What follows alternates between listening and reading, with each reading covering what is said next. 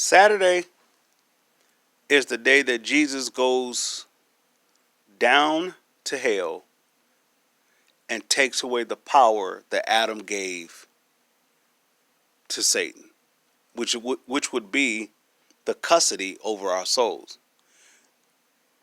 When Satan gained the custody of our soul, we became his children, which means we were taught, we were learned, we were conditioned, we were enslaved, servants to fear. Jesus came for this specific reason. This is the day we celebrate, the second day that he goes down to hell and get the custody back of us. And this fulfilled the scripture, the adoption, the adoptions of son, that we may become adopted to the kingdom of heaven. Why? Because we were born into sin. Born into sin is born into fear. Not you born in, being scared of the walls or something like that. You're born inside. Your soul is possessed, or not possessed. It is governed by fear. And Jesus comes inside the soul to take us out of the fear. This is why we celebrate it. This is why the believer celebrates the death, burial, and the resurrection. It's not just for Jesus to come on the earth to rule with the iron fist. He came back to those who are willing to accept him, to go inside their soul and take them away from fear and give us back to custody. Now, how we do that and how we separate from them, Jesus did his part, we have to do our part. By faith, you can only see it. In the spirit, if you are in faith, which means you are following love, love will lead, how it works. Humility will lead you to love. Love will lead you to the faith. Faith will lead you to be able to see inside the kingdom. So faith will bring you before grace. So the children of Israel were in line to go to the grace. But, they didn't want to give up the fear. So their faith led them to a certain point. But they didn't want to give up the fear. This is what the tithe was all about. It was about the matter of the heart. Their heart was robbing God because they didn't want to be one with him.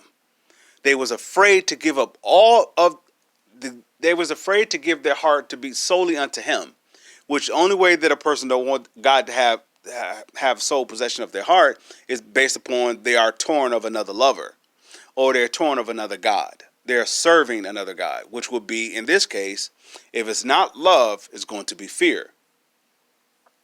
So where we at right now in this moment in the season of time, we are in the deciding factor who we want to serve. Are we going to serve love or fear? Because we're going down the home stretch here. The home stretch is all about if you're going to walk in love, because it's going to be terrible times. Now you're going to have the choice to protect yourself or basically lose your life. And what I mean by that is not to do nothing callous or careless or anything like that. Callous or careless.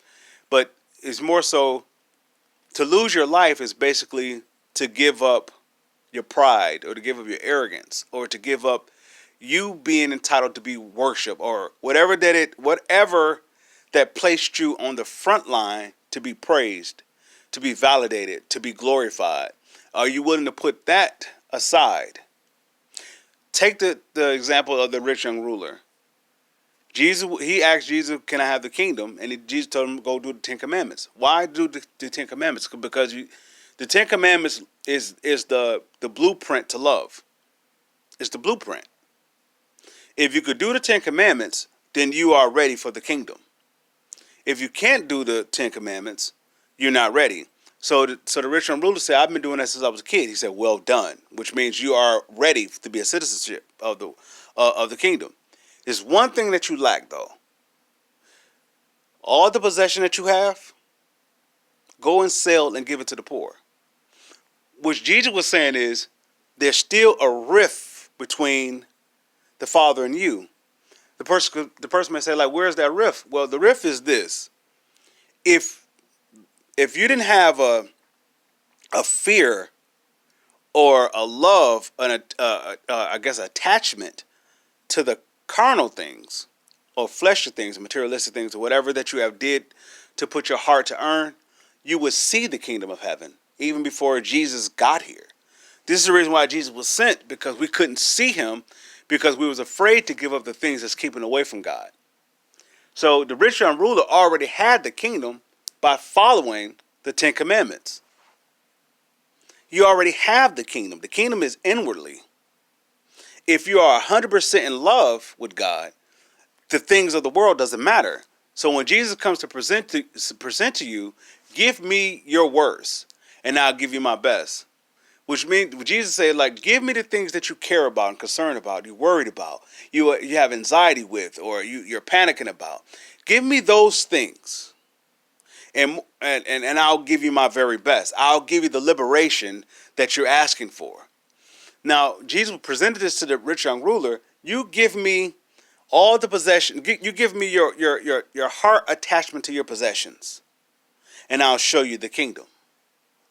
Now, the rich young ruler it's interesting because the rich young ruler, he has a great, on one hand, from what the world can see, he has established great wealth, and he's probably known for that. And then on the other hand, he's looking at Jesus to have something more. On one hand, everybody's giving him praise for what he has. On the other hand, he's looking at what Jesus has is more than what he has. If he did not think that way, he wouldn't be asking Jesus for the kingdom of heaven.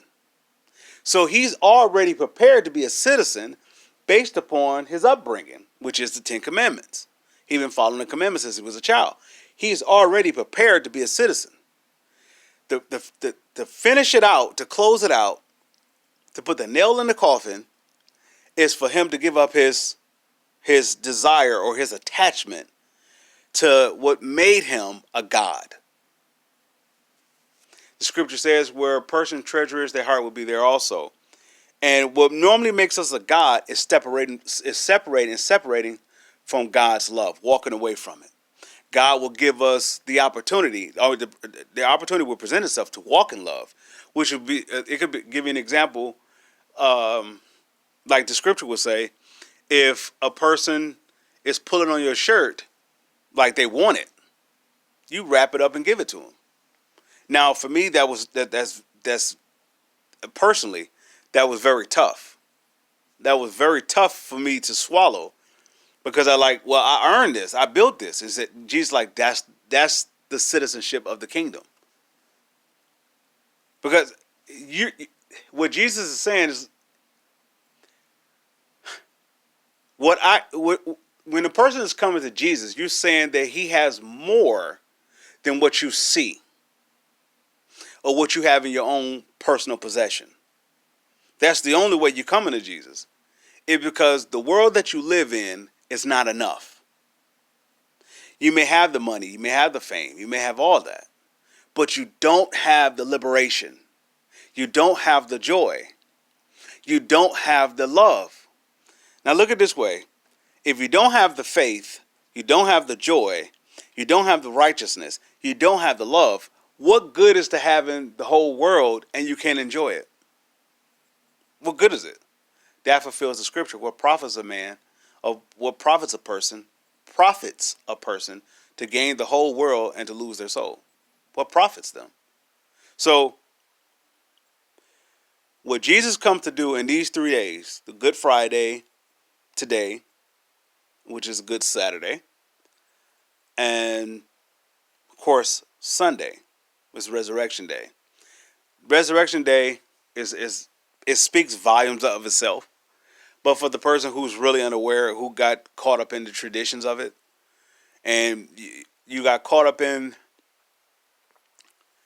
of looking at how we got dressed up and so forth, and how we danced around the